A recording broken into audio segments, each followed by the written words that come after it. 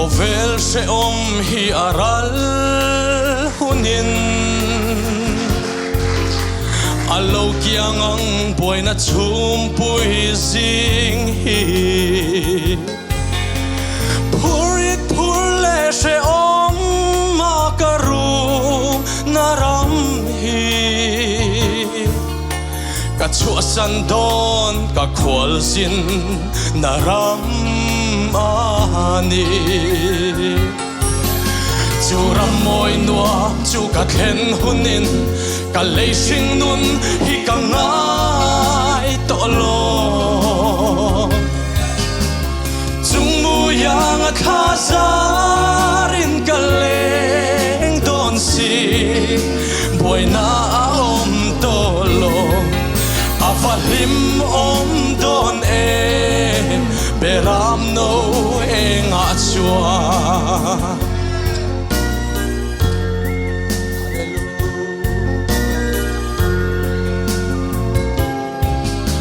nun ko har le chao vin karung thi bangai ture an om si lo ka chandam tu nang chao hi ka lim na ini ka ngai em che ine na min chol ti ro chu ram moi nuam chu ka khen hunin ka leising nun hi ka ngai to lo chung mu yang kha zarin ka leng don si boy na om to lo avalim om don beram no enga chua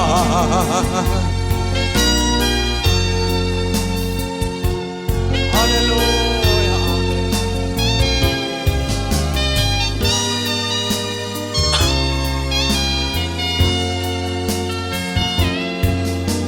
chol naram nuam o ka khen ma chua khaler se om mun ko har ra ya ka khangam thailo o karon zong zel che ka chandam tu min shwaila iram moya chu ram moi nuam chu ka khen hunin ka leising nun hi ka ngai to lo chung mu yang kha zarin ka leng don si boy na om to lo avalim om don beram no enga chuan hallelujah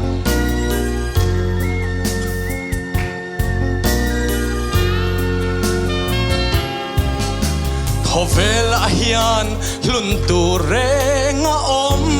lo an chuai le mai thin amoi na zong ne cha tuang khi phim len na ram ka chol len na tu ka vangai em leising nun piaram moi khi chu ram moi nuam chu ka khen hunin ka leising nun hi ka ngai to lo chung mu yang kha zarin ka leng don si boy na om to lo avalim om don beram no enga chua